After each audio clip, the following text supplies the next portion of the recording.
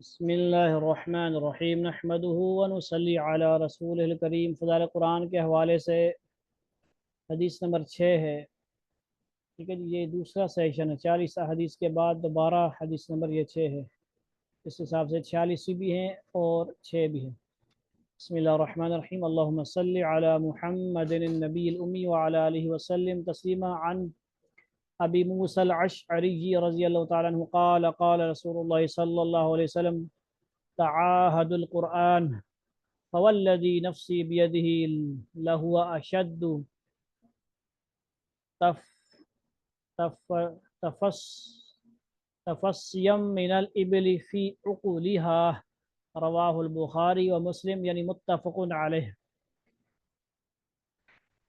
ابو موسیٰ اشعری رضی اللہ تعالیٰ عنہ نے حضور اکرم صلی اللہ علیہ وسلم سے نقل کیا ہے کہ قرآن شریف کی خبر گیری کیا کرو، دیکھ بھال کیا کرو، چیک کیا کرو اپنی منزل وغیرہ۔ قسم ہے اس ذات پاک کی جس کے قبضہ میں میری جان ہے کہ قرآن پاک جلد نکل جانے والا ہے سینوں سے بنسبت اونٹ کے اپنی رسیوں سے۔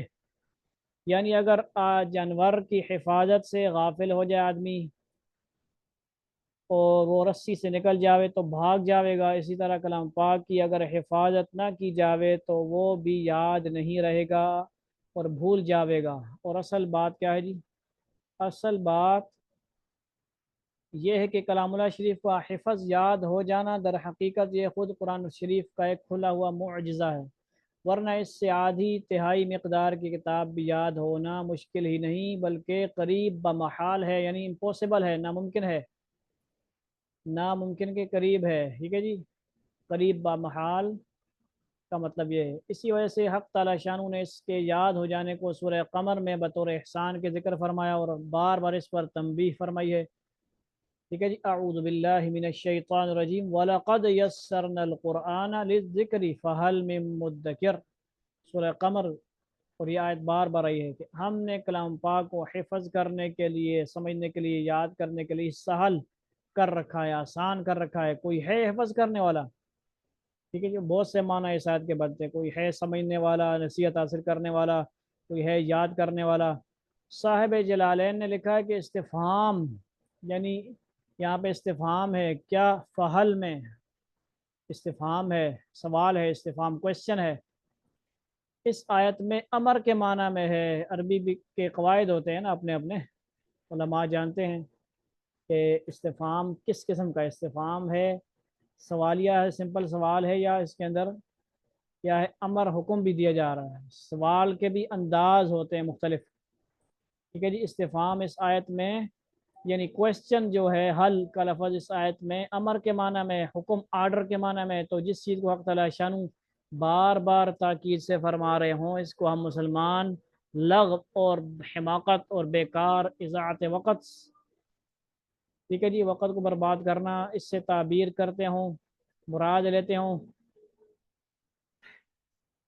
تو ٹھیک ہو گیا۔ امر کے معنی میں ہے، حکم دینا ہے۔ اللہ تعالیٰ بار بار فرما رہے ہیں تو اللہ یعنی ایک پیار کے انداز میں حکم بھی دے رہے ہیں، سوال کے اندر حکم بھی موجود ہے۔ اس حماقت کے بعد پھر بھی ہماری تباہی کے لیے کسی اور چیز کے انتظار کی ضرورت باقی ہے۔ تعجب کی بات ہے کہ حضرت عزیر علیہ السلام اگر اپنی یاد سے، حافظے سے تورات لکھا دیں، دوسرے کو لکھا دیں یاد کر کے، تو اس کی وجہ سے اللہ کے بیٹے پکارے جائیں۔ ٹھیک ہے جی، ان کو بھی بیٹا کہا جاتا ہے، عیسیٰ علیہ السلام کی طرح عیسائی کہتے ہیں۔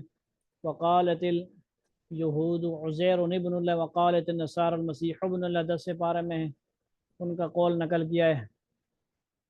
اور مسلمانوں کے لیے اللہ جل شانہ نے اس لطف و احسان کو عام فرما رکھا ہے کہ لاکھوں حافظ ہیں، ہزاروں، اربوں، تو اس کی یہ قدردانی کی جاوے۔ وَسَيَعْلَمُ الَّذِينَ ظَلَمُوا أَيَّ مُنْقَلَبٍ يَنْقَلِبُونَ، سورہ شعراء۔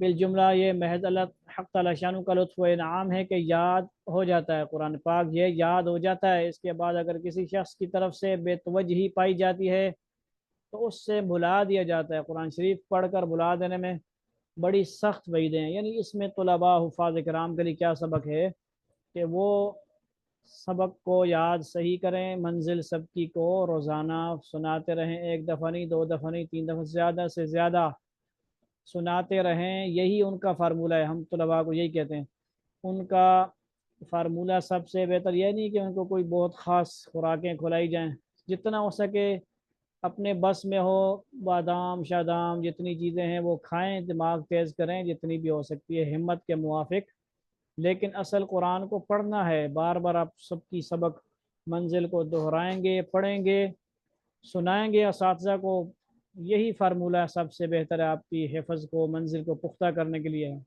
ٹھیک ہے جی، باقی اور بعد میں ہیں ساری چیزیں۔ اس کے بعد اگر کسی شخص کی طرف سے بے توجہی پائی جاتی ہے تو اس سے بلا دیا جاتا ہے۔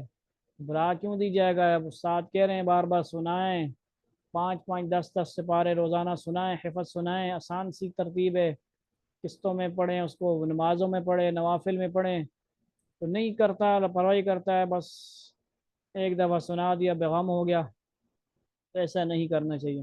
پھر وہ کیا ہوتا ہے جی، بلا دیا جاتا ہے۔ قرآن شریف پڑھ کر بلا دینے میں بڑی سخت وعیدیں آئی ہیں، حضور صلی اللہ علیہ وسلم کا ارشاد ہے کہ مجھ پر امت کے گناہ پیش کیے گئے، میں نے اس سے بڑھ کر کوئی گناہ نہیں پایا کہ کوئی شخص قرآن شریف پڑھ کر بلا دے۔ اس میں نادر اخواں بھی شامل ہیں، حفاظ کرام بھی خصوصاً شامل ہیں۔ دوسری جگہ ارشاد ہے کہ جو شخص قرآن شریف پڑھ کر بلا دے، قیامت کے دن اللہ کے دربار میں کوڑی حاضر ہوگا۔ کوڑی مریض جو ہوتا ہے، کوڑ کا مریض۔ جمع الفوائد میں رزین کی روایت سے آیت ذیل کو دلیل بنایا ہے، نیچے جو آیت آئے گی ہے اس کو دلیل کے طور پر اقرؤ ان شئتم۔ ٹھیک ہے جی، یہ حدیث ہے، اور آگے آیت ہے قال ربی لما حشرتنی اعما وقد کنت بصیرا، 16واں سپارہ سورۃ طٰہٰ۔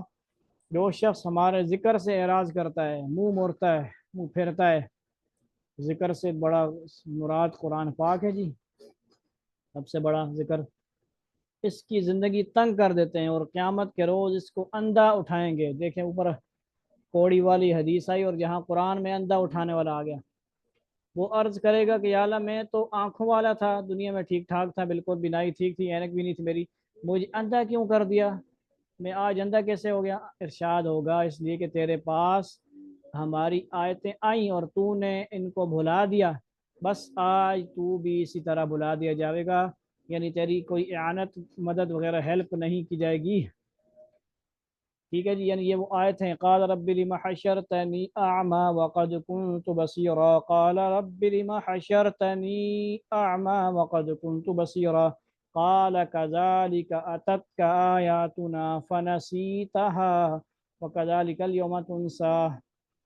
وآخر دعوانا ان الحمد للہ رب العالمین۔ اللہ تعالیٰ سمجھ عمل کی عقل کی توفیق عطا فرمائے۔ والسلام علیکم ورحمۃ اللہ وبرکاتہ۔